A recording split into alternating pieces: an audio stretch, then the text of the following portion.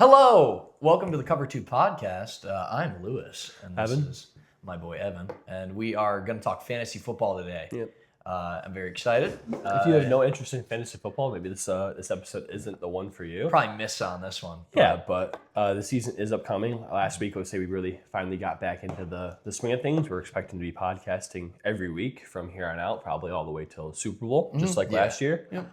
So yeah, we're happy to be back into it. Last week we talked a lot about just the teams in general, and now for the other half of this podcast, besides NFL, is talking specifically about fantasy football. Which, as you know, if you do watch or if you're just tuning in, we love fantasy football. We take it very seriously. We Too are both seriously sometimes. sometimes, but we're both in a very good league with a lot of good guys. We have added and subtracted and really, I think our commissioner has really shaped our league into 12 guys who actually are active and care about it and take it seriously. Whereas before it was always like, there was always one guy where it's like, but now I was just looking at the roster. The 14 team 14. league year, I actually enjoyed a lot. It was fun because it was a grind, but tougher. It was tougher, but I when you have 14 teams, so you want every person to be active. And we had like two guys that year that just wouldn't answer texts, never changed anything. Granted, they still had decent teams. They were doing the stuff, but they just weren't being engaged. They're not active league members. And that's within half the of league, it. You know, it's not like they're playing guys that were projected 0 or injured. It wasn't anything like that. It was just like they easily could have made some good trades to make their team better, and they just there's just a didn't lot. answer their texts. Yeah, when you don't have the whole player pool to be able to like trade, from my perspective, I like trading a lot. You obviously love trading a lot. We both love being active members of. It's like a community. You want the whole league to be able to talk to each other. And when you have those players, like, there's players you want in those teams, and you send offers, and then you just never even get a text back or like a not interested or even a counter offer. It's demoralizing. Or if annoying. they at least explain why they think they don't want that, or they're like, hey, I'm not gonna lie to you. Like if somebody texts me back, it's like I'm just content with my team. I'm like, yeah, dude, like I would be too. Yeah. Or the worst is when you send a trade that you feel like you're almost losing and they don't even answer it. It's like, man, you're really frustrated. Yeah. You're just looking for a change. You talked about that before. But I think the only thing I didn't like about the 14-team league is it became such a sweat or grind of who you were going to play in your second flex. Like with 14 guys, I don't know if we played one flex or two flex at the time. It was two. Yeah. So you're playing 6 skill position players. So 2 running backs, 2 wide receivers, and 2 flexes.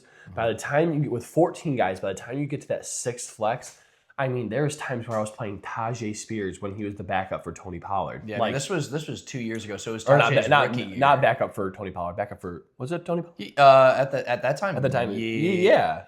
Either way, whoever he was. Yeah, regardless. He was a backup. Yeah, Derrick Henry. You're playing wide receiver 3s, like, or 4s, and they're like projected like 7 points, and you're just hoping to get like that out of them. Yeah, you're playing flyers. It was the war, and I'm personally not a fan of that. Like, I think it does take some skill to have a good, solid team, and if you have all your guys in your team projected over 10, like that's good, but.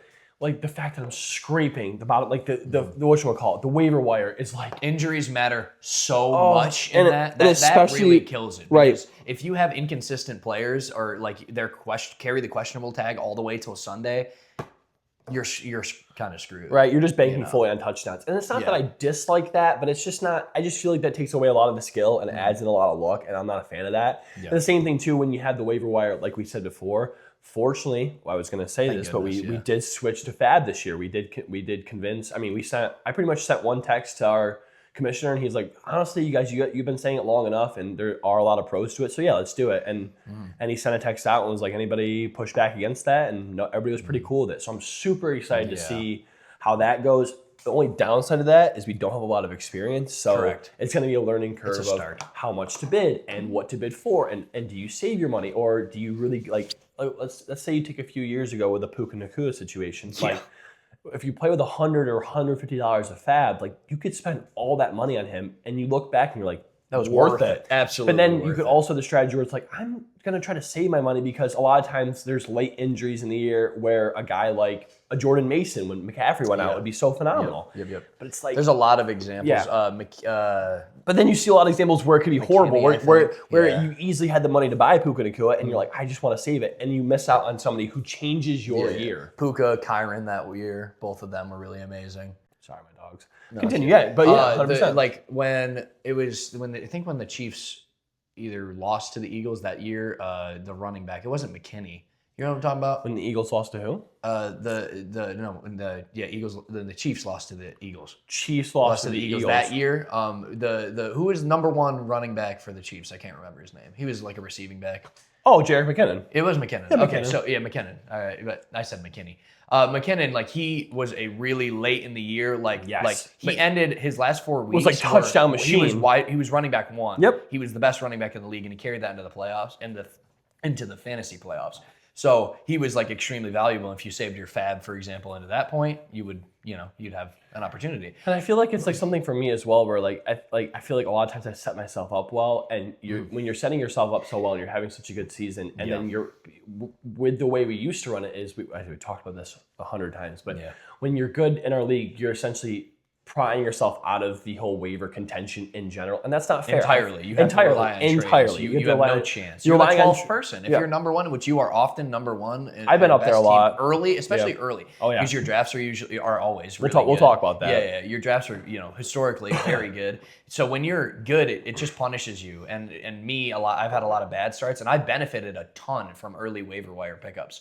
And that's why I still like fab as an inclusion. It increases the skill gap. 100%. It makes it so you have to really think about what you're using. Yeah. And if you want to dump all your fab for one player, you can do that. It's more freedom and more, it's just more power to the player, basically. And I'm not trying to say this is the reason why, like last year with our league, the 7th and the 8th seed were in the championship last year. Correct, and that's not because of the waiver wire and because of all that, but a large reason is because of that. Those top teams who are so good now become stagnant, and those guys in the bottom get to feed off free intake. And I'm not saying that that's the reason that they were there, they won, but when you're at the bottom of the barrel and you're getting guys who are projected 14, 15 points for free, it's like, oh, it's so frustrating watching you do that while I have to sit here, granted with my awesome players, but that could make my team better. And you are essentially taking the skill out of it by saying, you suck, so here's your consolation prize for being so horrible. You know, it's like when you're playing like I used to play Super Mario Bros. Yeah. You ever play like Super Mario Party? Yeah, and it's like they always get the last person. They'll be like, oh, here's a star, or here's 1,000 or 100 points. Money. We think you're gonna win, so here's your boost. It's like you're so far behind that now you're getting these phenomenal players. Granted, they're not phenomenal players. They're just okay players that got into a perfect situation where they're now projected 15 points. Yep. Whereas, no, again, not for me, but if I save my fab and I draft super well and I trade well and I don't have to use my waiver wire money, then if Saquon Barkley goes down and Tank Bigsby comes in and he's projected 15 on the waiver wire, which he probably wouldn't be, but let's say he is, I would toss every last dollar at that. And I now have a 15-point projected player on my flex spot because I built my team well. I deserve that. That's how it should be. It shouldn't be, there's, last year, here's this player. Oh, you suck. Yeah. Here's another player because you're still all the way at the bottom. Mm-hmm. Yeah, no, definitely, and it's even more annoying with that system, the waiver order system, when they don't take advantage of the fact that they're last place, and then or they feel like they give up, and then guys like you and Chalk, who were the 7th and 8th. And like I said, I'm not saying that's the reason why, because at the end of the day, my players didn't play. My players didn't play well enough, and their players got hot, but. To say that isn't part of the reason you'd be wrong. Yeah, I mean you're able to grab players that maybe even you won't use as trade bait and acquire other players, and it's just beneficial to the bad players, whereas fab is just more fair. Right. And obviously us, we feed off dumb players. Like we have a good league, but there are a couple in our league who are they call it a home league. We have a home league. Like there's other leagues you can join that are more competitive. Our league is a home league, which is the most fun, where you have a wide variety of skills and beliefs. Like people play fantasy. Everybody plays very different. And it's so funny because we've been doing it for so long that we know exactly how everybody plays, and it is fun to watch because it really does. You really do see how it feeds off. There's a couple guys in our league who they draft and they're just content with that, and then there's some who trade a lot, and some who do these like Dayton every year does these whack moves that he and he lives and dies by it. Sometimes he loves making the massive trade, massive trades, names, or when he drafts really weird, and sometimes it's worked out phenomenal. Like the one time he drafted 3 tight ends and it worked out great. Yeah. Another time he drafts and it's like, dude, Last year was, I think, a good example of when it didn't work. It did not work really at all. Well for him. Where the year before that, it did work. Yeah, the year before, exactly, it worked really well. But I mean, Dayton's a really good player. Regardless. Unfortunately, he's a great fantasy player, and he's our commissioner. He's frustrating. So we have to speak well on him, or else he'll kick us out. Yeah, he could never kick us out. We're actually good members of the league. One good thing to note about fantasy leagues, if you're a part of it, that change is very important throughout it, and it's always good to. We do league votes every year on what parts, how much money we want to play for, how much, what our spots we want, kind of little things like that. Additions like Fab or there's a lot of other stuff. There's IR spots. If you look at like fantasy as a whole, there's a lot of rules that you can adjust to make it more or less interesting. Just scoring. So like I played in a league with some other family friends, and I tried it for 2 years, and I liked all the guys in it. But like I said, no one's really like crazy active. You draft and you're pretty much stuck in your team. It's a standard league. It was a lot of things that I didn't enjoy, and I had expressed my thoughts to another member of the league, and he was like, "Yeah, like I totally get where you're coming from." He goes, "It's just how they do it, and they're kind of stuck in their ways." And not to be like petty or anything, but I'm like, I'm not going to spend $50 to $60 or any of my time or interest in something that I feel as though I'm not interested in. So I just texted him back and said, "Well, I appreciate it. I had a lot of fun those 2 years, but I'm done." And that was it. And there was no. He was like, "Yeah, I totally get it," But it shows you like. You have to take your league members into consideration, especially like there's those commissioners that are willing to listen to their members, and that's how it should be. Yeah. So it's very important to do that because it makes it more fun. When you actually are playing and engaged with something that you feel you had a hand in, that just makes it more fun than playing in like somebody else's league. Yeah. But yeah, besides the point. All right. So yeah, we'll talk about. Let's get into the actual the strategy behind drafting. So I'm not going to get too crazy into my this year's strategy, but I feel like I have an overall formula that I usually try to follow. That has helped me be successful. Fortunately, ever since I've been playing this league, I've yet to miss a playoff. I've always been in contention for not necessarily winning, but always been in contention of being one of the dominant teams in the league. When you think of like a Super Bowl winning team, like a championship winning team, you have top 3 championship winning team every year. You figure when you look at it. Yeah, every year I'm a team to be talked about. I've never. Well, you're a top 3 seed every year.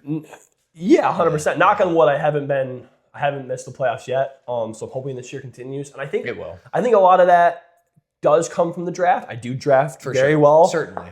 I definitely draft a little on the safer edge. But I feel like I let players fall to me when it makes sense, if that makes sense. I'm not a huge reacher. When I say safe, I don't mean safe as in I just pick whoever's suggested.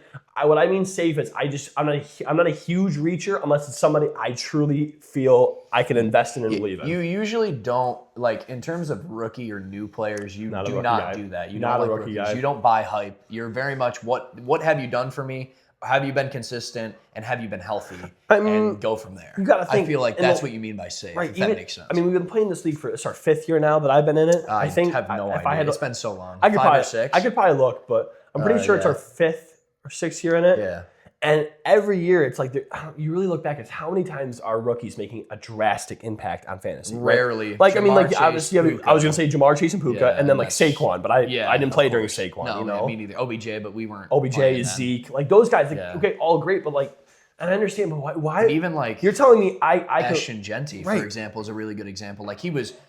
It certainly projected more every single week than he actually performed. Like there was 0.0% chance I was ever going to draft Genty. He was 106 in projection, I think, 106 or 108, and like him in the first round, a rookie running back in the first round on a bad offense, a projected bad offense, just doesn't make sense. Like objectively look at it. This is not an NFL player yet. We haven't seen him play in the NFL. That's how Jeremiah Love is too. The same thing this year. Like there's going to be some guys that are high in Jeremiah Love. He's a phenomenal player. So if you look at something like Jeremiah Love, who's a little bit of an unknown, he's being drafted in a similar range as guys like Saquon and James Cook and stuff like that, and that just doesn't make sense to me. If you hand me those 3 guys, I'm choosing the other 2 10 times over before I get to him. I could look. We're going to do a mock draft later. I can look who's being drafted around him, but I would rather settle and go lower. And maybe reach a little bit than ever choose him. I play the safe game. It's just I don't feel confident. I don't want to rely on you. I'm sorry, I don't. I don't care how young you are. It just doesn't make sense to me. I mean, like for example, last year my draft was pretty horrendous. I think we went over it a little bit. It was awful. But I drafted 2.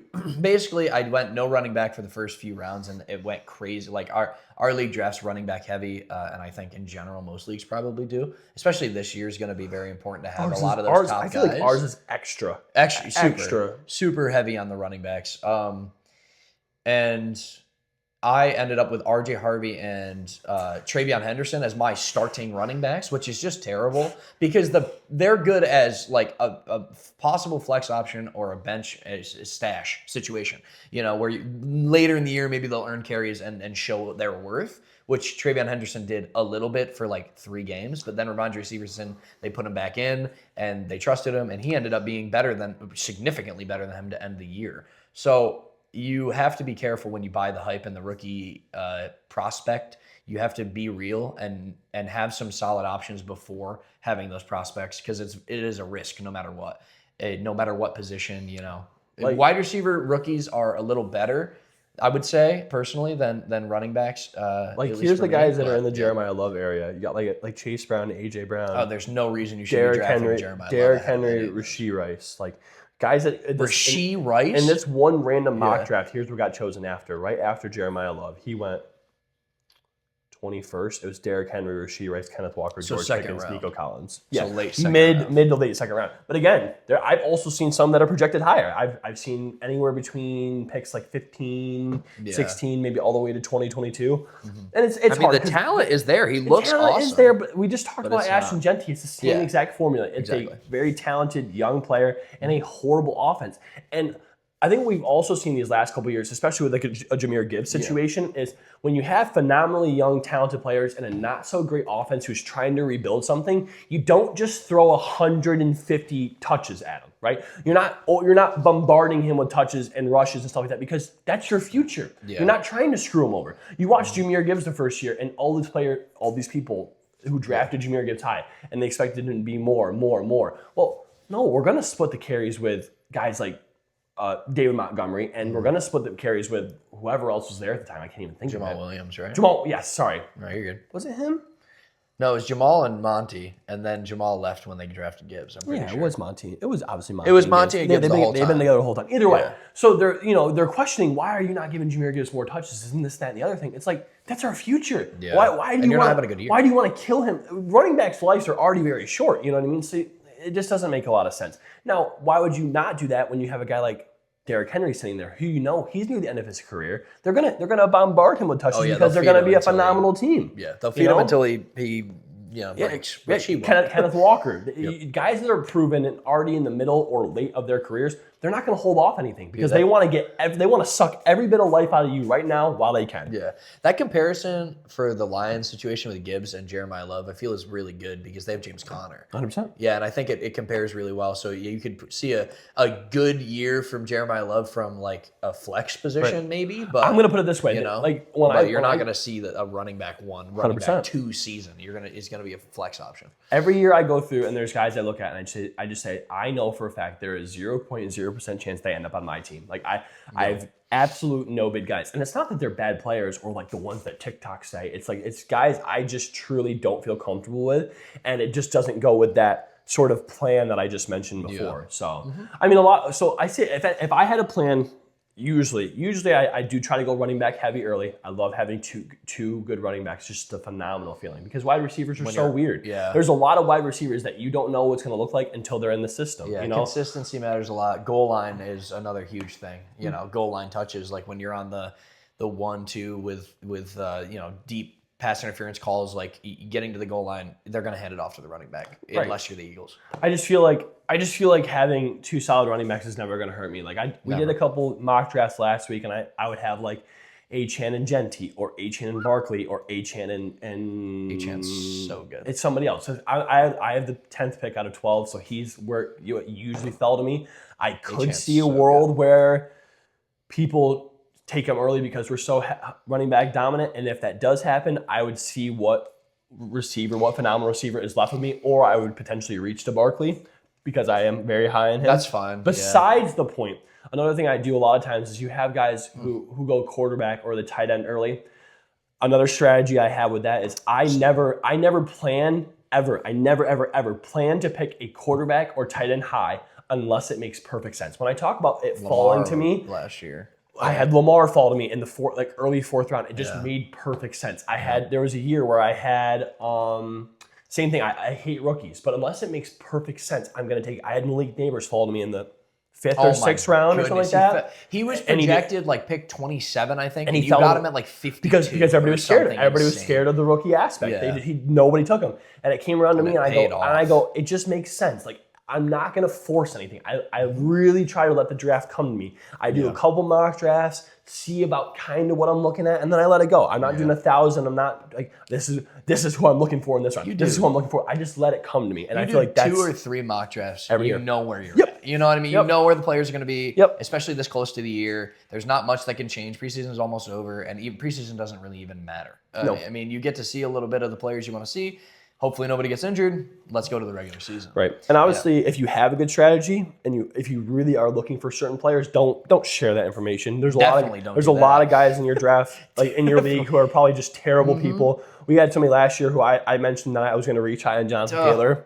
Fortunately, it was a phenomenal pick until it wasn't. So I'm not too upset about it. And my team was so phenomenal that I still should have won. I didn't. But he was a horrible person. Obviously, nobody likes him. I should have won. Yeah, we hate that guy. Yeah. Why would he do that? Reach high after I tell him I'm going to reach high on Jonathan Taylor. Like a minute before he drafted. It was pretty crappy to do. You told him. I was like in confidence. I was like I feel like you're not going to do this. And you're saying you're reaching too, which is hilarious. He was projected like 15th last year, and I had like the 11th. And he reached at 8, and he was like, "Screw you, Evan." He's a horrible person, but that's okay.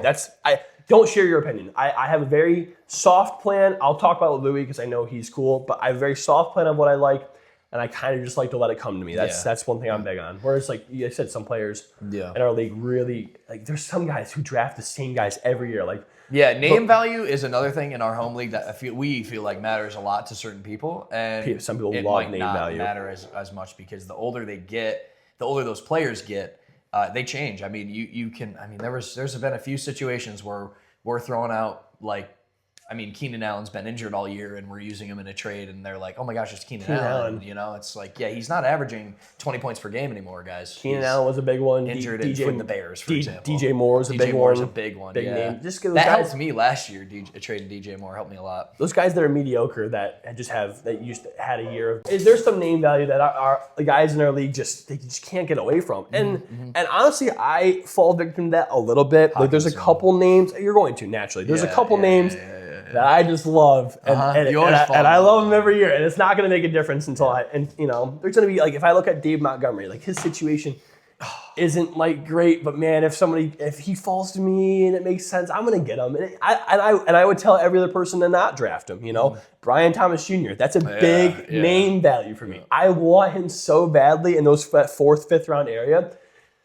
But he's in a system where their running game isn't going to be great. He's in a system with Parker Washington, who is up and coming, and Jacoby Myers, who is a sound wide receiver. Solid. But he's so much more talented than both of them. He is a 3rd-year stud. And I agree. I think he's going to be a steal at that round. But I think he thinks that it's going to be relax. He's a phenomenal receiver. I think Parker Washington's going to end up the wide receiver 1 on that team. I don't think he should be. In terms of points. He ain't got it. He doesn't have the.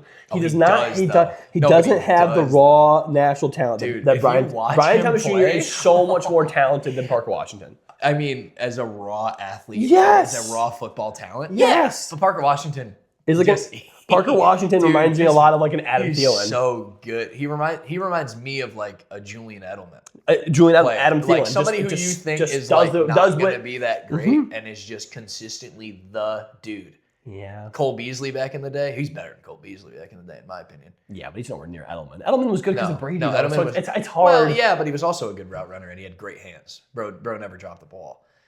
Regardless, I don't like the Patriots, but we beat them twice, so I can give him a little bit. Every school finds a nut or two. Yeah. So back to like a little bit of strategy. So I've tried a lot of strategies out, and every year I think I've changed my strategy because I just want to try new things out. Last year was your worst one by far. 100%. Last year absolutely went quarterback early. That was my decision. I'm going quarterback early. I want Josh Allen, and I got Josh Allen, and then I traded him. He was out of town, and all the rest of us were at a restaurant drafting. And man, we were just like, what is he doing? I had the 101. So I had the 101. So my second round pick is I had second, third turn. Yeah, the first pick and then the 24th, 25th. Yeah. So I went Josh Allen and then somebody else. Another receiver. It was a receiver, yeah. So I went Jamar Chase, maybe AJ Josh Brown? Allen, and then no, I didn't have AJ Brown. It was Lad McConkey. It was Lad McConkey. Terrible first three. I mean, Jamar's great, but then Josh Allen Lad was not a good start at all. So I'm going quarterback, and especially it's just you have to, like you said, let the draft come to you. You have to be smart at the position you're at. Drafting Josh Allen because I want him in the second round is not because he's not there. Like that is not his. It might have been his ADP, but it's just not smart to draft him at the 2-3 turn. It's just not intelligent. It's just not enough of a because gift. it's not where your place is supposed to be. You need to draft a running back. I didn't have a running back until the fourth round, and it was Travion Henderson. You know, it's like you have to draft running back, especially when you see, like, obviously I see running backs flying off the board, and I wasn't really paying attention enough to be honest. I argued the point that you should have took running back 101. I thought you should have took Bijan 101. Yeah, and I think he was the 102, 103 last year. I mean, you're correct, yeah. It's just, for me, it's so hard to take a good wide receiver because it's like... I think it's going to happen again this year, but I don't know. Is Jamar Chase phenomenal? Yes. Like name value, another situation. He's obviously a phenomenal player, but like, it's just he isn't. He's obviously you can get Jamar Chase at the 101, or you can get Amon-Ra at the 113 or 112, 213, and you're not losing that much, but you're gaining in the second round and the fourth round. It's just hard. Like you're gaining those. Yeah, the draft is really tough. But last year I went quarterback early, and it was a terrible decision. And I made a few other mistakes later in the draft. I should have went running back early, regardless. So that didn't work out for me very well. There's been a few times where I went. Usually, I depends on where I am, but if I'm towards the end of the whatever, I go running back usually. What pick you had this year? I have the 103, which is a great spot to be. If Bijan and Gibbs don't go 1-2, obviously it's one of those, but they will go 1-2. You're gonna get screwed. And I'm probably gonna go. It doesn't matter who I say because I have the 103. I'm probably gonna go Puka. I think I'm going Puka Nacua. I think that's my answer. I was most of the time drafting Jamar again, but I'd rather go Puka too. I think I'm going Puka.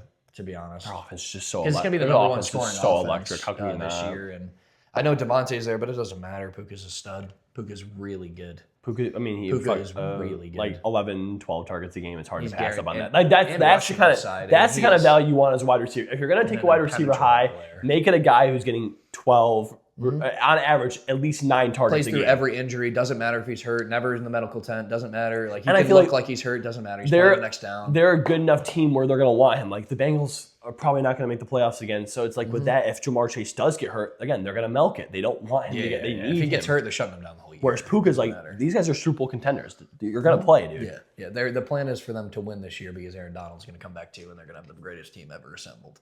What we talked about is mock drafts. So a mock draft is essentially where you go on Sleeper and you can practice what a draft might look like. Obviously, it's not fully accurate. What happens there is not what's going to happen in your draft, especially with playing in a home league with 12 guys who do some crazy crap. But it does give you a decent idea of kind of who's going to fall in that region, just to look at some guys. So we'll do a mock draft live. What I'll do is I'll set it up. I'll screen record it so you guys can see it. And we'll just go through each round and just talk about kind of what we're thinking, and what we would do if this was the real draft, and kind of what we think in our heads while the craziness is going on. While Louis is signing in, he's going to be here. As you can see on my screen, he's going to claim the 103. So basically, this is essentially what a draft board looks like. So with Sleeper, what's very nice about Sleeper, as I go through, you can kind of see what's projected to fall to me. So right now, around where I'm projected, James Cook is projected to fall to me, and that's if everybody clicked in order. With a mock draft, obviously you're practicing. So they try to randomize it where it makes sense, and they kind of pick like real people do because nobody ever picks right in order. But at the same time, they're also not going to pick egregious, and they're not going to pick like way out of line, which some of our boys do. So again, this is just to figure out kind of where we're at. And we'll talk to you like what we're thinking through each pick. So I don't know. It's hard because there's a chance that Jahmyr Gibbs and Bijan don't go 101, 102, and a running back does fall to you. But I kind of don't see a world where that doesn't happen. So I'm hoping when we start this mock draft, those two do happen. If not, we'll probably restart. If not, we'll either restart or I'll just take Puka and we'll move on because they won't go faster then. Yes. Okay, here we go. So we're gonna start. I think all of our settings. We check the draft just make settings. sure the pick like time is 5 minutes. Oh, yeah, that's perfect. Yeah, that's plenty of time. Okay. Yep. Okay, here we go. Alrighty. Let's try this out. Start mock draft. You guys can all see us. I'm gonna show you the draft board. Okay, so Jamar went, but Jamar goes. It's hard because you said you're gonna go Puka. So realistically, what we just said happened is obviously this app is a randomizer, and they're trying to randomly assume how real people think, and they think that somehow, some way, Jahmyr Gibbs isn't the 101. Yeah, I am pretty confident that in our league, especially being as running back heavy as it is, I'm almost guarantee you that running back that it will be Jahmyr Gibbs, Bijan Robinson, 101, 102. Certainly. Absolutely. So we're going to pretend as though this guy just chose Jahmyr Gibbs and that Jamar Chase and Puka Nacua are on the board. Would you go Jamar Chase, or are you pretty confident you're going Puka over Jamar? I think I'm going Puka. Okay. I think Puka's pretty much my lock right now. Right, just because the lock 103. Now obviously if they don't get picked. Yeah. Right. No, if it's Gibbs or Bijan if they fall to me, which they won't. Right. But yeah, Puka right now over Jamar for me just because I just think his consistency is going to be great. Obviously, the Bengals offense is going to be good, but like we mentioned earlier about being in games and I don't think the Rams are gonna. I mean, they obviously have a great defense now and a great offense. Like they can possibly blow out teams, but I still think in those blowouts he's going to get a majority of the work. He's dealing with a groin soreness right now. He'll be fine to start. That doesn't matter. I'm going Puka Nacua. So now obviously Jahmyr Gibbs, McCaffrey off the board.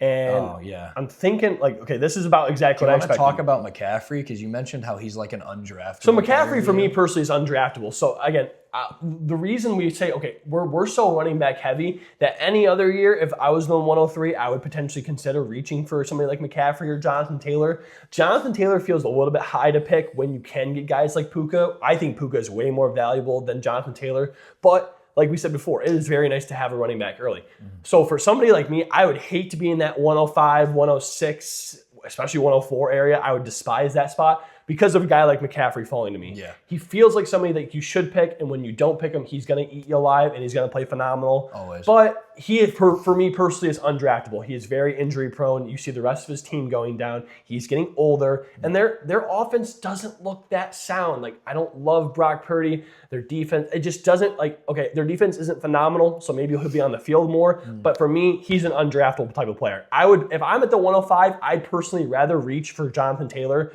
than pick him up. I think injury risk, pretty much, and the quality of offense he's on.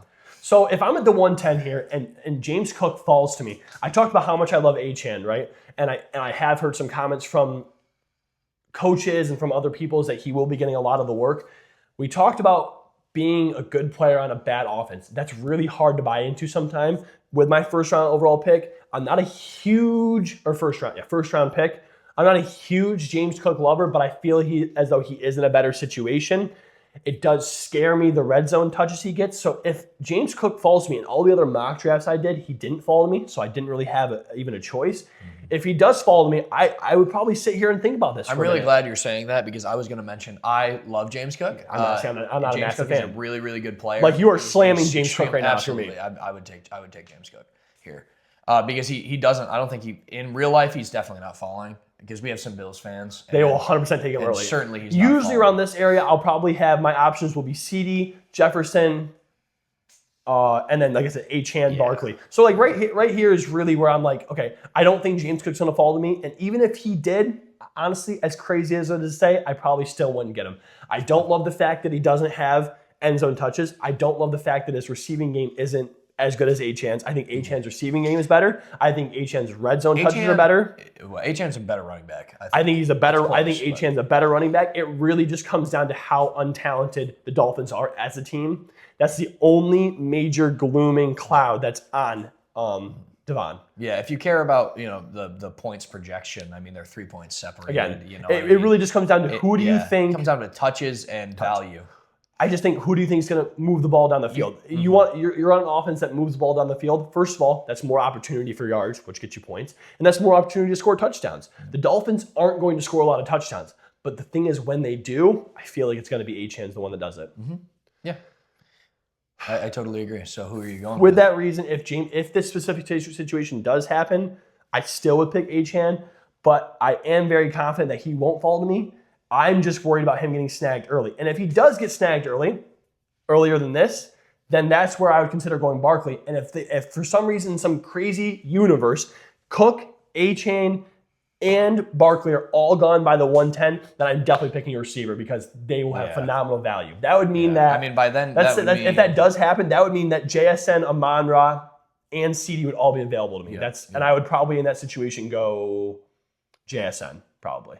I like that. But anyways, that won't happen. I'm very confident that I will either have Cook, Achane, or Barkley available for me, and I will be getting one of those three with the 110 pick. I'm very happy to be in the spot that I'm in. Yeah, the 110's a great spot. I'm in a phenomenal spot. Yeah, Jettas, Saquon, James Cook going after Saquon's. Then this wraps back to me. This is exactly what I want to happen, and I'm easily picking Genty. There is no doubt in my mind that if and when this does happen, I'm going him. Like I said before, if more running backs get pulled early, then again, somebody like Jefferson, CD, or Drake London fall to me. Those are all easy snags. But with that being said, there's no doubt in my mind that if this happened, I'm taking Genty. I like that. I like the easiest choice of my day. And I have two phenomenal young workload running backs on my team. And I'm stoked. Same here. Like I would never choose. I love Trey McBride and Brock Bowers, but I'm never going to choose either of them that early. Tragic. So George Pickens went just before me. So yeah, I'll let you guys look at the board that Louis is looking at right now. So George Pickens went just before me, so I kind of was hoping to see him. But obviously now, So we talked about this though. You would still, if George Pickens falls to you, you're picking George Pickens there? We have A.J. Brown, Nico, Rashee Rice. In terms of, obviously Derrick Henry's there. I don't love Derrick Henry. I'm not really a fan of Derrick Henry this year. I just feel like I agree. Know. He scares me because inevitably the ball will drop.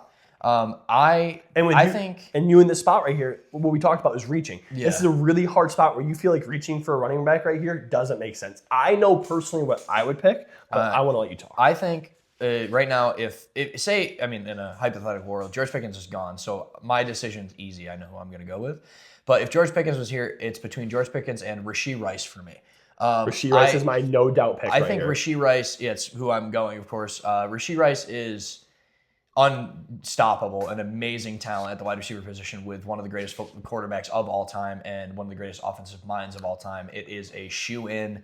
The wide receiver talent around him is still not all that great. Obviously, there's some hype here and there. The offense is getting better than it was last year with the addition of Kenneth Walker. He is by far the wide receiver number one. And Kenneth Walker will open up the offense. Yes, absolutely. So Rashee Rice is a slam pick here. I think he is a way undervalued pick. That's the only pick that falls in Louis' area that I actually like. Yeah. Okay, so now we have Henry go off the board. Breece Hall go off the board, which I don't think that will happen. I think Breece Hall will fall to you in the third round here. See, if based on the new news of his injury. Breece Hall falling to me, if that were to happen, is an interesting decision.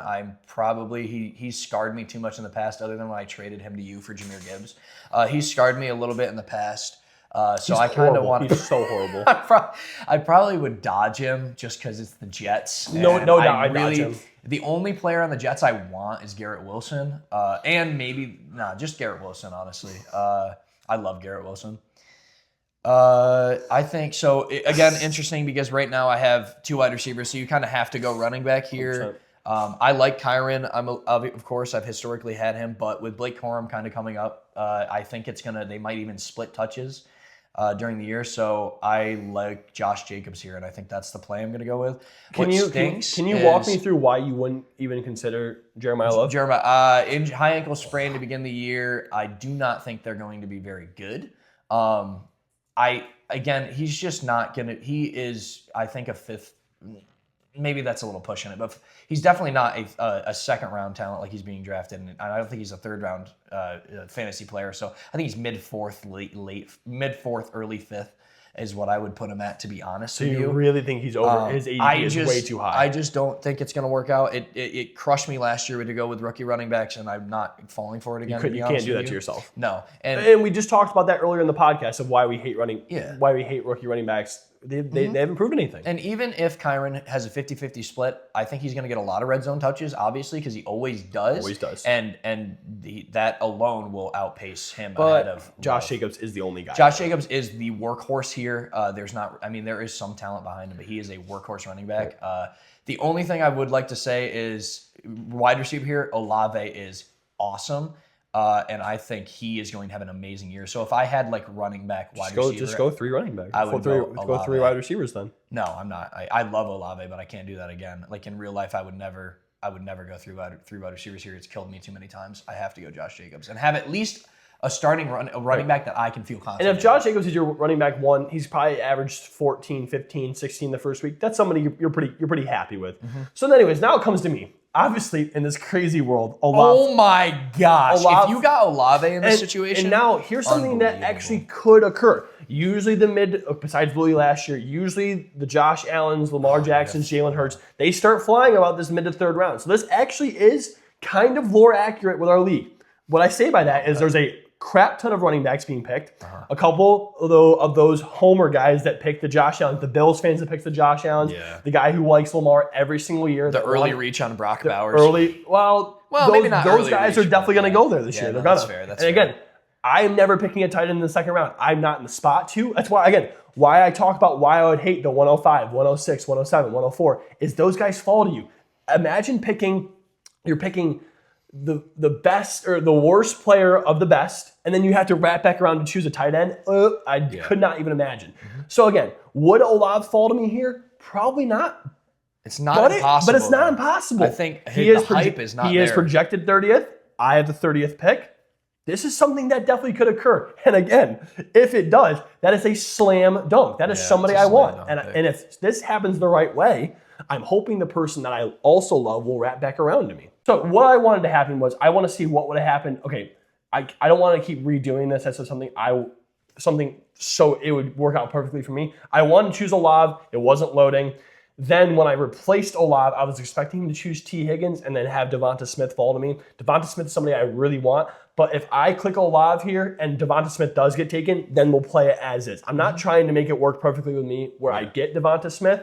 That is somebody I would love to have in this pick. Mm-hmm. But if it doesn't work out, that's real life. Not every player that I want is going to fall to me. But I'm just redoing it because this whole thing was really weird. Yeah, it just glitched. And that's all. So let's see what happens. Okay, I choose Chris Olave. Perfect.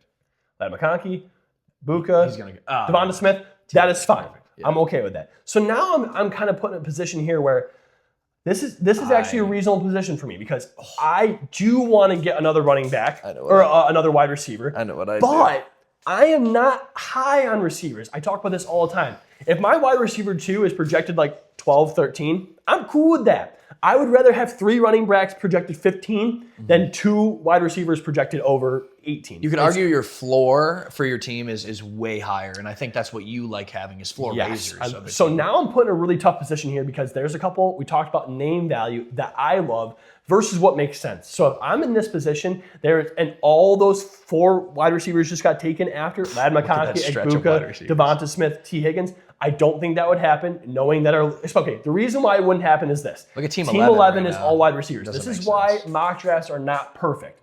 But we can still say that one of these running backs would have fell to me. So let's say I chose my wide receiver, and if Devonta Smith doesn't fall, again, I'm trying not to plan perfectly, but I do love Devonta Smith here as this pick. This is one pick where I am looking for him.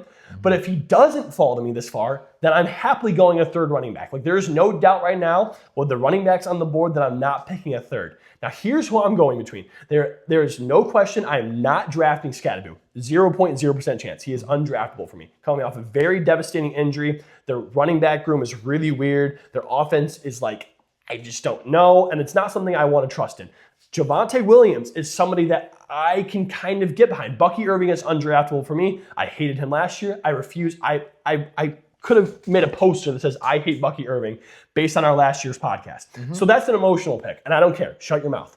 So Bucky Irving, Scatterboo off the board. Now here's where I'm having a problem.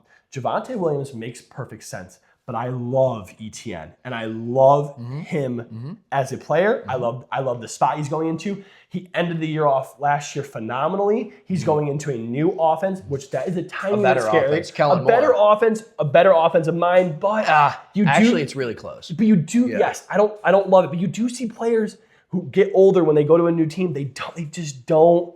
Sometimes it just doesn't click. It just doesn't make sense, you know? When you watch like Odell go to the Browns, right? He was he was on top of the world, and then he just sucked there. It just wasn't very good.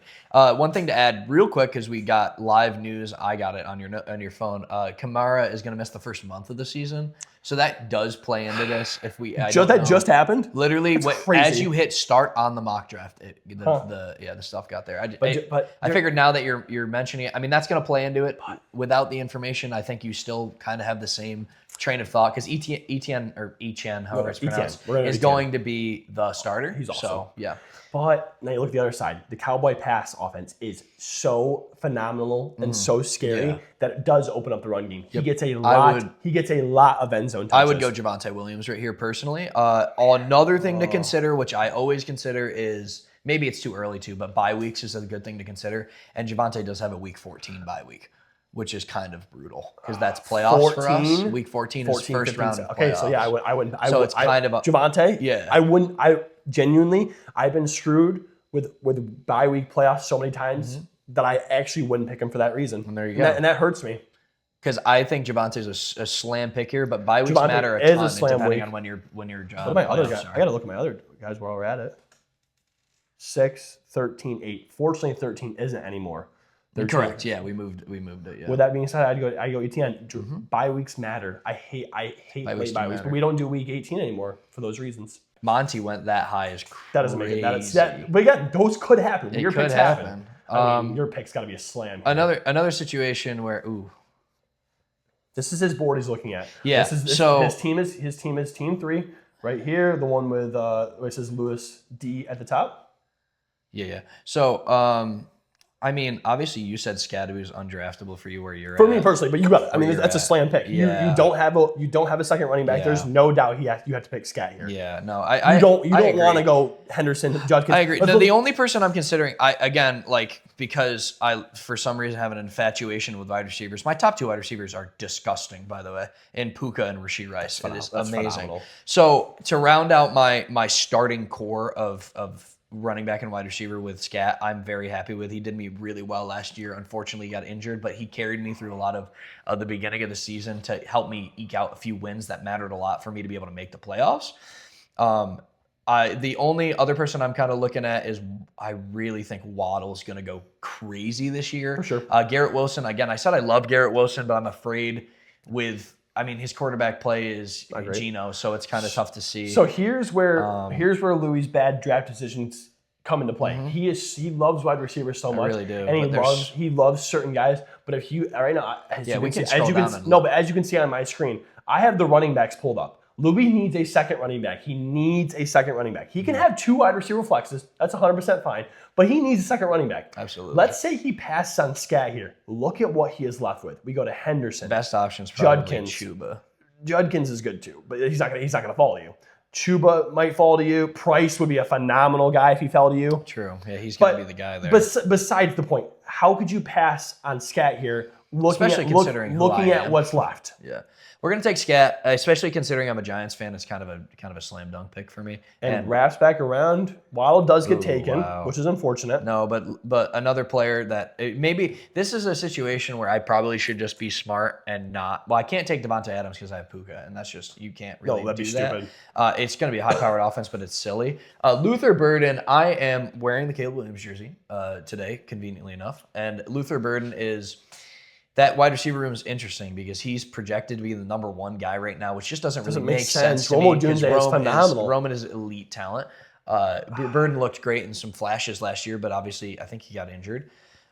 Great player. I think he's going to have a really good career, especially if he stays in Chicago. And they're projected to be an awesome offense. I'm going to pass on him for now. 100%. Can I say another thing, too, is why I despise the 103? Because look at this. Yeah. I go through and I'm like, ugh, okay, a wide receiver 2 this high, ugh. A running back 1 who you have no idea. I think Judkins is a pretty decent pick here, personally. Judkins is the best Browns are available. so terrible. It's the best of the worst. Terry McLaurin. I love Judkins. Another undraftable player for me. Terry McLaurin ready? is disgusting. Here's undraftable players for me right now. Terry McLaurin, DeAndre Swift. Agreed. Mike Evans. Agreed. 100% agree. Devontae Adams because of who I 100% agree. Puka. TreVeyon Henderson. I think he's undraftable even without Puka. TreVeyon Henderson. Undraftable, agreed. So you got to think here. Those are all like everybody. Judkins is good. J-Mo is good because we're a good offense. DJ Moore is a really, really fun pick here.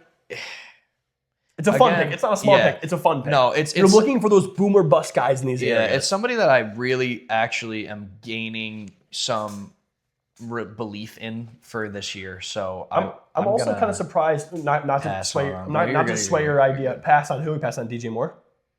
Yeah, I'm saying not to sway your decision, but with Louis' history of running backs, I'd be surprised if you didn't go somebody like Judkins here. I think I'm going to just because I really like him. Another option is to reach, if you want to reach for a quarterback, but because I've filled out my wide receiver and running back positions, it wouldn't be a terrible idea considering when I loop around, my best is Caleb Williams. But no, there's Dak, Dart, Herbert late. There's so many great options. And with this specific year, you can 100% wait late on a quarterback and find a very good value guy. Yeah, I think Judkins is probably my best option here from what I'm seeing. I actually like the idea of Carnell Tate, low key, but that's a huge reach. So I'm going Judkins here. Pick. Let's see who falls to me. Jameis. Yeah, I don't like J-Mo. Okay, so like I said, DJ Moore does fall to me. Okay, so obviously you see as my team, I do need a wide receiver pretty badly. My main one's Olav, who's phenomenal, but I do need a wide receiver. Now, hypothetically, if I go Laporta here, because a good tight end does help. Got the jersey on, you kind of have to. I do, but at the same time, if somebody does choose Laporta in the next couple picks, I'm very comfortable going with Kyle Pitts. Tucker Kraft. Those are both very happy picks that I would go with. You have to play your position here too because you have a pick coming up. And I do love Laporta, but when you have Gibbs, like Laporta is a top 5, top 6 tight end in the league. Talent, yeah. He's top 5 tight end talent, but the fact that he is still the 4th option on our offense really shows just how dominant we are. It's not somebody that I want to trust. I would much rather trust a Kraft, who I think Kraft is more talented than their entire receiving room. A Kyle Pitts, who does show some signs of doing that. I'm going to go DJ Moore here, and I'm hoping that I can wrap around and go Kraft because I don't want to go. I don't like Jane Daniels, and I will not pick her. You're gonna get Kraft or Pitts, no matter what. I would love to get really lucky and pick DJ Moore here, who I think is fun because I think when you're with Josh Allen, it's like Superman. Like when you're playing with Superman, you're naturally going to get better. So I think he will thrive in this offense, especially with the second best being like Khalil Shakir. Another thing is, I would also love to have the DJ Moore.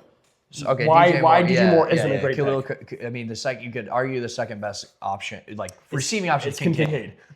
James Cook is actually. I would almost rather have Kincaid fall to me, and I would go with a different wide receiver here. But the fact that I need a wide receiver and nothing on the board looks great. Again, I tell you before, I don't like to reach, especially not for rookies. Low Dunze is a question mark because I don't know where that offense is going to go. I don't want to reach all the way down to Brian Thomas, even though I love him. But you also have another pick coming up soon, which is something to consider. My goal is I get DJ Moore here and I have Laporta fall to me. That's what I'm really hoping happens. That immediately did not occur, which is okay because that's real. And like I said before, I go Tucker Kraft and I'm content. Yeah, I think Tucker Kraft is a very good tight end. One thing I would like to add, based on your last pick, is Bashil Tutin in that Jacksonville Jaguars offense with Etienne leaving. Right, he's gone. The running back room's wide open, and they used Tutin a few times last year, and he was the second guy, in the backfield. How do you feel about Jacksonville and that running game? I don't feel great. I mean, you gotta think like you have 2 pretty sound guys in Etienne and then Bigsby, and then you get rid of Bigsby, which is fine because if you want to get rid of Tank, that's fine. Like you can trade him. Live and die with Etienne, and then you trade him they traded Bigsby for a 7th round pick, which is just like I feel like whatever. But then if you're gonna get rid of him, that's fine. let Tootin develop behind ETN. Yeah. And then you get rid of ETN when he has a phenomenal end of the season going into the playoffs, and you have like arguably one of the best seasons in your franchise's history. And it's the best season he's had since his rookie year, and he looks like he fits and he matters a lot. Finally, he was the engine to their he offense. finally looked good again. And then you're Trevor Lawrence out a ton. Right. And then you're like, okay, bye. Now, personally, I already have 3 really good running backs. I wouldn't pick high on another one again because I just don't need to. No. Now, if it fell to me and I was thinking more or less for Team 11, who still hasn't chosen a running back. Which yeah, is that's what I'm saying. It's hard. It's mock, but it's like mock. Team 11 would you, if you were Team 11, which you never would be because you're never having 4 wide receivers that early. Would you, in that scenario, are you going Bashal Tootin or are you 100%. You're still kicking the bucket? You're going Bashal Tootin. 100%. You have to. Yeah, you have to. Yeah, I agree. Yep. But anyways, yeah, I'm gonna go Kraft. Kraft makes sense, and I'm content with that pick. I'm very happy with how my team looks right now.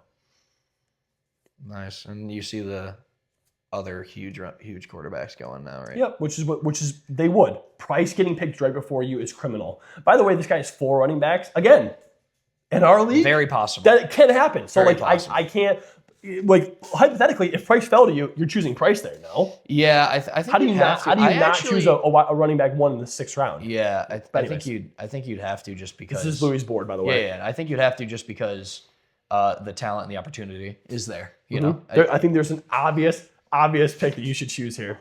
Yeah. I wonder who. No, you're good. He's thinking Brian Thomas. Keep Jr., talking. Of course. I'm not going to do that because of my belief in Parker Washington this year. Yeah, There's no doubt that's a guy you should take. So out of 5. 10. You're close though. Oh, it's 10. It is. Oh, my bad. 4 out of 10. Yeah. Okay, my bad. I'll keep that right here because that's the guy that I want. So, obviously now, I have 3 running backs, 2 wide receivers. I have 1 flex position. I still have my onesie positions available to be filled. I have tight end, QB, and my 1 flex. Man, Kyle Pitts here wouldn't be bad. Kyle Pitts is decent option. And I mean we're still at basically his ADP. He hasn't really fallen much. Christian Watson is undraftable for me. Agreed. Jalen Warren with Rico Dowdle coming in. Also I actually think it undraftable. really matters. He's undrafted for me personally. DK Metcalf, another person I'm just not a really big fan of, especially like I'm not high on Rodgers this year or that offense with McCarthy. I just think that's a team. Avoiding all Yeah, Steelers I was gonna with say. Pittman there now. Avoiding all Steelers isn't a bad idea. Yeah. Besides like Steeler defense, I'd avoid all of them. Yeah, I think I actually don't hate Chuba, but there's a lot of hype around. I also don't hate Chuba. Yeah. I personally love Chuba. I know what I'm I'll doing. show you a card now. of his too. Yeah. We can show you a Chuba card. So here I'm gonna go Kyle Pitts because the gap is pretty considerable, I think. Because you got Kincaid late, but I'm going Kyle Pitts because I'm hoping this next player falls to me, which he will, and because I've been talking about him. I'm going to go with Parker Washington here because I genuinely believe in him. And sometimes you have a player that you just believe in. Not going with a jersey? No, what, Caleb? Nah, because I think kicking the bucket on quarterbacks is the right way to go, personally. I think next round I'll probably get one because I've now will fill my flex position with a player I really believe in Parker Washington. I think he'll be really good this year. And then my next quarterback, obviously, quarterbacks are about half teams have a quarterback, maybe a little less. And at worst, I get a Trevor Lawrence to pair with him or a Matt Stafford. And I'm not even mad about that. No, So we talked about this before, you always want to have the stack. stacks. Yeah, you want to stack. Stacking is huge. I had Dak and Pickens last year, which helped me a lot in many weeks, be able to make it to the Dak is a championship. very good pick. There is if I'm sitting here in the restaurant, Louis picks Parker Washington, I'm praying that Dart falls to me in this spot. There's not a lot. Is gonna. Yes. And Dart There's falls. not a lot else that falls to me. I don't like Caleb Williams. I'm a hater. Don't care. Dart actually runs the ball. Dart does like to run it in the end zone. That's enough for me to say that's the guy I want. He moves around a lot. Their offense has a lot of potential to be electric. Will be better than I last don't year. love a lot of the other picks here. This is where I probably could have passed on Kraft, got another better wide receiver. Like in that area, I probably could have gotten a Cardinal Tate to take a little bit of a leap, taken a Romo Dunze because I think he's good, taken a really reach on a Brian Thomas, but Tucker Kraft does make sense. But I do like Kincaid in this spot. So if I don't go DJ Moore and DJ Moore doesn't fall to me, which I don't think he will because of the homer picks with the Bills. I agree. Then I would probably pick Kincaid here and choose a different wide receiver instead of Moore, and then a different player think- overall instead of Kraft. I think if Michael Wilson fell to you here, if Michael Wilson fell, like Cortland Sutton went instead of Michael Wilson, what are you thinking? No, I don't love belief it. in Michael Wilson? I do love Michael Wilson because he was a phenomenal waiver Late wire season. for me last year, but I think he's just that. I think he's a waiver wire. I don't want to pick him up. Trey McBride is phenomenal. You have who's their quarterback? Like It's Brissett, Brissett? or he played in Miami last year. I can't remember. his name. Beck. Carson Beck. Yeah, yuck. I don't trust the quarterback. I do love Michael Wilson. He was phenomenal. Marvin Harrison is still a big question mark because again we talk about raw talent. Michael Wilson had a better end of the season last year, obviously by leaps and bounds. It's impossible to have a worse than what he started the year over at, Harrison. But Harrison was a third overall pick. Like he's supposed to be phenomenal and he's not. So no, I wouldn't pick Michael Wilson as much as I do love him and as much as he helped me last year. Oh man, there's some. Yeah, no, I mean, I'm going Dart here. I love Dart here. Yeah. And then Dart's great. when it wraps around to me, I would love to have one person Ramondre follow me. Stevenson. No, shut your mouth. I'm going Dart. Kincaid. No, Is he gonna fall? No. I don't want Kincaid. Oh, you don't. Sorry, you already have a tight end. My apologies. So now, I haven't picked a running back in a while. I would have loved if Rico Dowdle fell to me. I said all Pittsburgh's off limits. That's a name value that I just like. I think he runs hard. I think he's a true player. But even though he didn't fall to me, I'm not upset. So here's somebody that I will reach on a little bit. I know who I'd go. Specifically, this is hard because there's not a lot really to love about him. There's a couple players that there's two players that are eyeballing me badly. I think personally, this is the only so far. I'll let you finish. This is the only pick I've had so far where I don't love my options. Like I've talked about how much I hate his 103 because of who's there. Fortunately, I'm already in the 8th round, so it's good that I finally hate a pick by the 8th round. But I really don't love what's in front of me. this is a situation where again, like none of the options are super clear, but I really like Godwin. Okay. That's what I was thinking. I was thinking the same thing. Really like Godwin. I love Godwin Really here. like Godwin here. Egbuka is weird. He started off hot last year. Doesn't finish good. I think Baker's Godwin going to play came with a back. chip on his shoulder, but it's like, their offense and team just isn't going to be that good. I think the duo Baker Mayfield, not stacking. I'm not saying do not stack. Baker Mayfield is like a bench quarterback. Do not stack Baker He's and gonna. Godwin. I'm saying that because they play well together, Godwin is like kind of Baker's guy, Yes. and I like that a lot. And we have seen that Godwin can be really good. He can be. absolutely. And Now, I haven't chosen. I know I probably should go Godwin because my wide receiver room is still a tiny bit weak, and I am looking for somebody who has some upside. I don't love Sutton; he's a touchdown machine. Waddle With Waddle there. Yeah, exactly. Obviously, I already chose a tight end and quarterback, so that gets rid of those You're not couple going there. defense I'm not going necessarily. defense. That's stupid. I don't love Dobbins based on his injury. Now, here's the other one I'm deciding besides Godwin is Monungai. Monunga. Yeah, those are the two players that are projected for me, my position, is Godwin and Monunga. I think Swift is undraftable because Monungai's talent is just Right, obvious. and Monungai's hard because Swift is there. Monungai's a better value for where he's at, and I think Monungai's more talented than DeAndre Swift because DeAndre Swift's just getting older. Yeah. But it's like hard because Ben Johnson's so weird that you don't know what he's going to do Yeah. with two sound running backs. Yeah. Which you've seen with Gibbs and Montgomery. And that kind of also plays into the fact that Monungai's a good pick here because he will be used.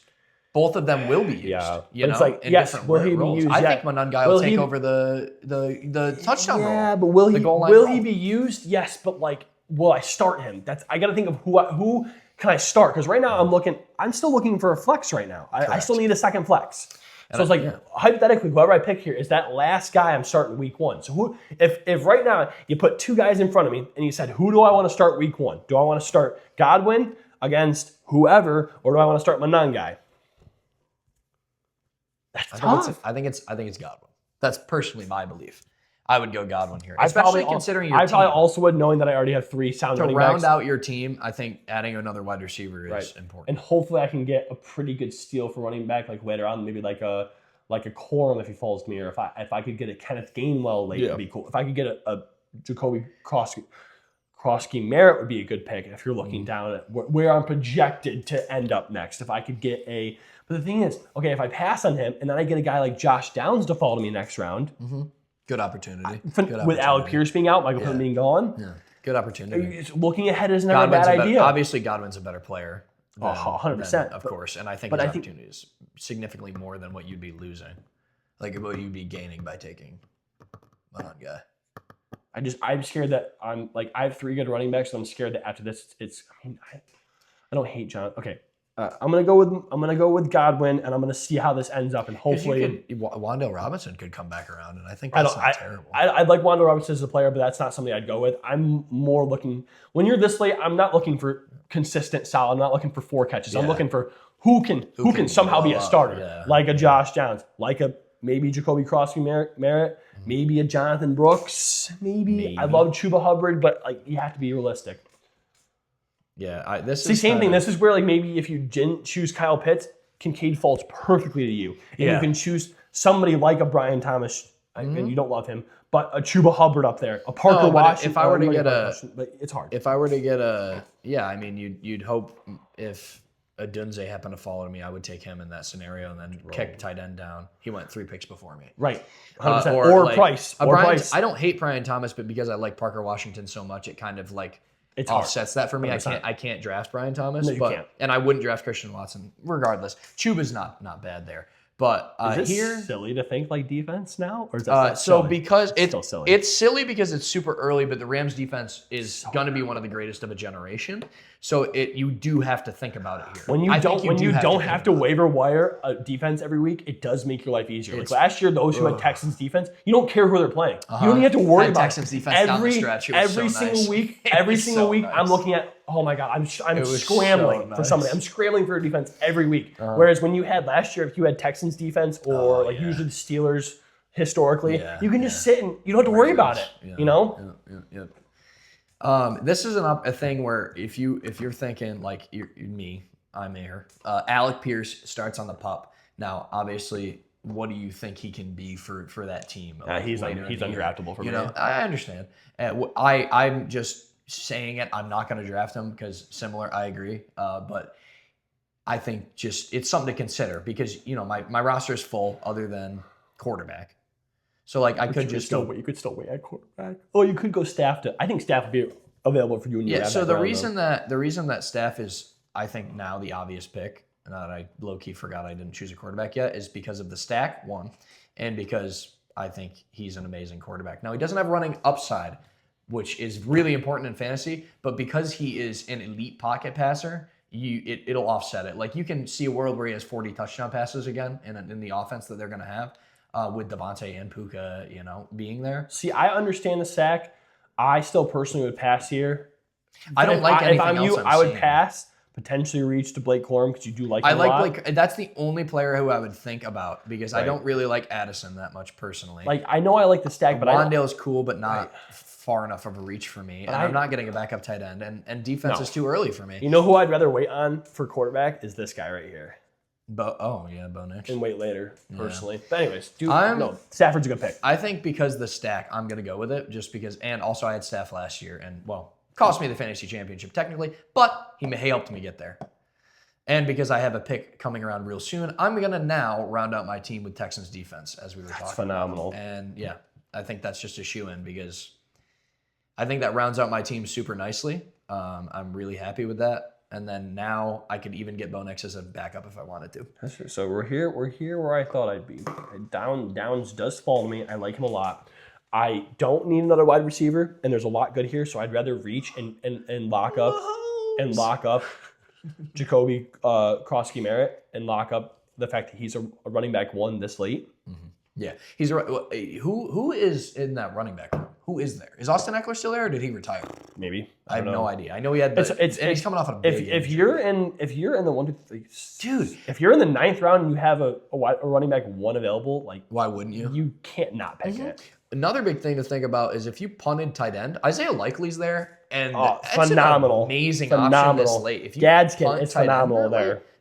Same thing, Gadsden's Goddard is fine there. You're very happy with. That's why a lot of times there's been years where it's George Kittle, Kelsey, Andrews, and then off a cliff. We're finally kind of out of that era a little bit. We finally have 10 serviceable tight ends who can put up 12 He to can 15 give points you a game. double digits, which is a lot. Like all those orange that you see in your screen, those are all good tight ends. I'd be happy to have, besides Travis Kelce, I'd be happy to have any of them starting on my team. Yeah.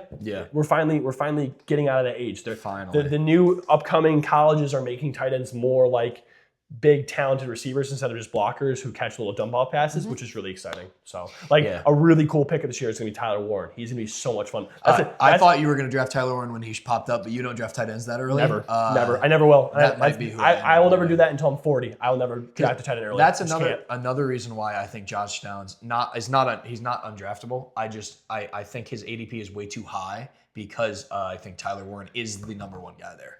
Yeah, but it's like, okay, yeah, his ADP, he's not the number one guy. He's going to be the number one receiver at least until Pierce comes back. I know. I'm just saying Tyler Warren. Like, who else do they have? I mean, Pittman's gone. It's Josh Downs, Warren, and I'm going to go a Bill here and hope and pray that 6-7-1-2. You got to know by now. And hope and pray that Downs falls back to me because I'd be very happy with those two. But you can't pass on a running back one here. Bill. And he does. Simple. Wow, Mahomes falls. I think Mahomes is actually a very good draft pick Shut your mouth. this year. Shut your mouth. See, now who I want to fall to me is I'll take it. I wanted Mason low key, but I'll take it. I think Brooks is a better pick over Mason. Mason's a Dalvin Cook 2.0. Okay. He's a brick out there. All right. Well, Dalvin Cook was really good for a little bit there. Like 2 years. Gainwell drops a ton in this, and he will continue to drop because I just don't really. Bucky is. I know you don't like Bucky. Pick. No, Bucky because of an emotional pick, but Bucky's a great player. Bucky's whatever, but Gainwell is a miserable pick. Don't ever pick him, please. Yeah, I think because of how crazy he went last year, that was an anomaly. Yeah, I mean, you could go Concepcion, just terrible offense. Aaron Jones is old. I mean, Brooks is the only person who has upside. It seems pretty obvious. Could take over the role or at least split it with him, and they're kind of an up-and-coming offense with a decent offensive mind as their head coach, so I'm going Jonathan Brooks. The later rounds are a lot less to really elaborate on because you've kind of filled out your team. You're looking for guys that could pop. You're looking for some some fun picks. Yeah, like right now because I don't have a pick for a while. I have Rashee Rice, so that stinks. But if I didn't, I love Rashee Rice. But if I didn't have Rashee Rice, I'd think Xavier Worthy here. Yep. Because I just like him. I don't hate like a Matthew Golden here either, because like we really don't know what that. If you can get a potential wide receiver one for a hypothetical wide receiver one for a team this late, I mean it's hard to pass that. Yeah. I mean tight end. You already got tight end. Yeah. I mean I could go Worthy. For you could reach for Worthy. Mark Andrews is not a bet, dude. Just punt tight end. Don't draft tight end super early. I know it's cool to have McBride and Bauer. Well, it's cool to have McBride. If you can get Hunter Henry here, that is phenomenal. Dude, if you get Hunter Henry this late or Andrews this late, I think that's quality. They don't like it anymore. He's gonna be valuable I again. think that's a great draft pick. I will take the Matthew Golden pick. I think just because I like wide receivers and I have a lot of running backs. I think I'm okay. I don't really need a backup. No, you have 4 running backs. Yeah, I'm pretty comfortable in that. So I will take Matthew Golden. Good pick. And then, thanks, bro. You chose it. Rashad. Okay, now I'm here. Like I said, Louis just talked about it. If he didn't have him, he would have chose Worthy. It's hard to pass Worthy here. That's a lot of upside. That's somebody who can make some stuff happen. Absolutely. And unfortunately, with somebody like Rashee Rice, who's just dumb and doesn't know what to do with himself, there's no guarantee that he. First of all, he plays the whole season. He has had a devastating injury. And he also has a lot of other off the field problems. Not that Worthy doesn't, but. Rashee Rice is a lot worse of a person, so I'll be going Worthy. You could also think defense here. We talk about upside here. I could go defense here, but it ain't going to be Ravens. Oh, with Trey Hendrickson. I just think because a thing you like that sometimes happens is you forget about defense or you'll forget about these onesie positions and this opportunity like your drop. I mean you have Patriots defense, but I'm gonna go Ravens. I forgot. They're probably I mean, but they don't have Patrick. It's not Patrick Queen anymore. They're really the only main addition they made is Trey Hendrickson, which is phenomenal. Their defense is scary. Oh, but man. I guess I'll just. It's up to you. I guess I'll take your pick. It's your. The whole time you've just been guiding me through picks. I've been guiding you through picks for sure. Yeah. Well, the thing is here, it's like a little bit of coaching. I'm trying to help Louis be a better person. at drafting because I when we talk on the pod, it's so hard when I'm the good team and he's just miserable. Yeah, and it's always really terrible because then there's really nothing to think about. Like, you know. Wow, I hate all these. One thing I really hope is that the Eagles end up last in the division. I desperately want it to happen. I don't know what I was thinking. I went Worthy because now this is miserable. Yikes! Higgins isn't a terrible pick. Coker? You don't like Coker? Nope. What about Shakir? You have DJ Moore, right? Yeah. So Shakir. I'd probably just go Higgins just because he can do something. He's been pretty decent last year. Mm-hmm. He was a rookie last year too. You know, second year leap opportunity is there. Yeah, and Stroud's weird. I just don't love the offense. What's going on there? I mean, what else is there to really? Who else is there to really? I should went Worthy. Bijan Robinson here. Why did I let you talk me through that pick? What are you talking about? I was just trying to. You're tweaking. Sometimes when you're in these situations too, because Vikings defense is going to end up being better than Baltimore defense, and you could have taken them and still gotten somebody you wanted. Are you done? Sometimes when you're in these situations, you're looking for like backups to your running back. So like if it made sense here, the backup for Achane or backup for Agenti would make sense if it fell to you. I mean, with the high ankle sprain to Jeremiah Love, Tyler Algier is an option as a proven back in the league who has been a workhorse before. There's also James Conner though. Like, where did James Conner get picked? I didn't see him. I didn't even notice him get picked. Is he like out for the whole year? No, I don't think so. Running backs. Oh my goodness.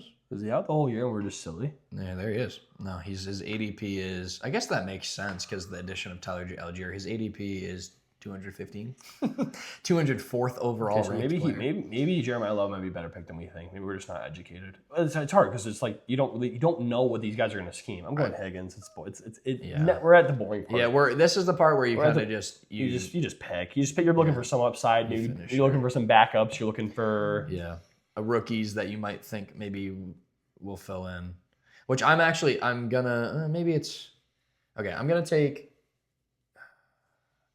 take Coker because I like Jalen Coker and I think he's got talent. Obviously, Tetairoa McMillan is there, but I'm hoping their offense is going to take a jump and Bryce Young will get better. I'm hopeful for that, so I'm going to go Coker, and then I'm hoping that rookie guy Stribling falls to me because of all the injuries that have been happening. So I will go. Who's the tight end for the Broncos? The Broncos? Is it still Evan Ingram? Yeah. He must be hurt. I don't see him on this list. Evan Ingram?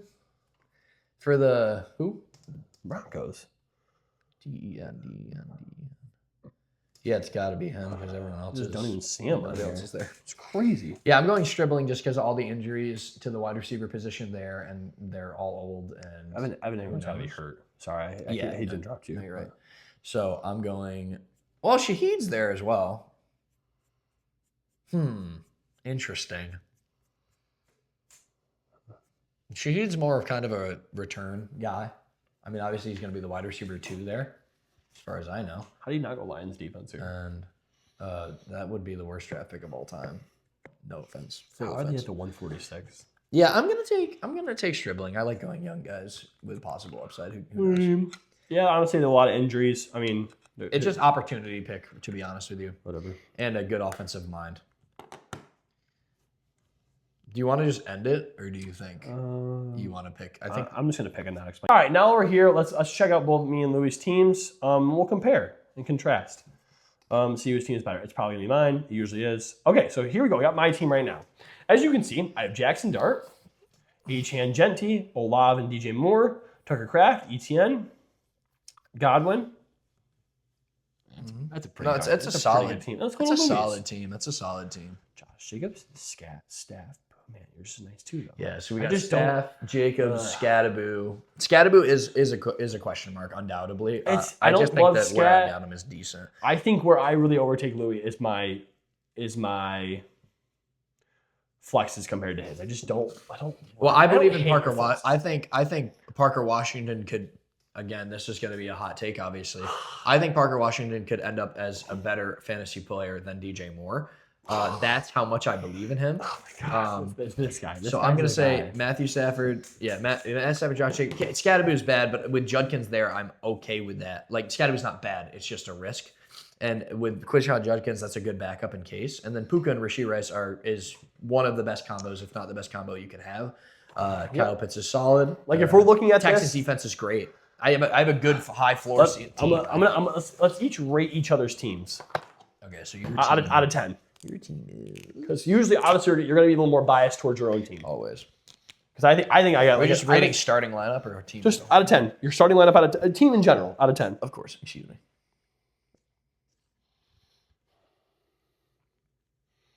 I mean, you already rated it, but I'm just thinking about it. I mean, yeah, I'm gonna give. Are we just doing solid numbers, half numbers? Doesn't matter. I'm gonna do. I don't know. I mean, yeah. Okay. Yeah. Okay. I think I'm okay with this number. Okay, ready? Yep. 3, 2, 1, show. Oh, 7.8. I like that. I did 7.5. So you think? So you do think your team is better than mine? Based on what you said about my team, yes, I think I do. The thing making it We'll let you guys. I was gonna do like 8 because I was only gonna do half numbers. I was thinking about 8, but what brought me down like a half a point is the players coming off injuries, kind of, and a little bit of uncertainty in DJ Moore for me. Is DJ Moore, Tucker Kraft, DJ Moore uncertainty because of the play. Tucker Kraft coming off the injury, Chris Godwin coming off the injury, even though he looked okay last year. And then ETN kind of being the only pick. I mean, my bench is pretty brutal too. My bench is off a cliff. I think, which is how it's gonna be. The only pick I would go back and sort of regret is probably the Tucker Kraft pick. I don't think I'd pick him that early, knowing how good tight ends are late.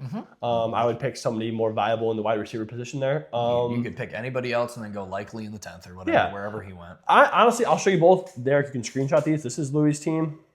Screenshot the starting lineup compared to my team. I actually think my team's better. We'll let you guys in the comments decide. But I think we both had good drafts there. Yeah, I like my team, obviously.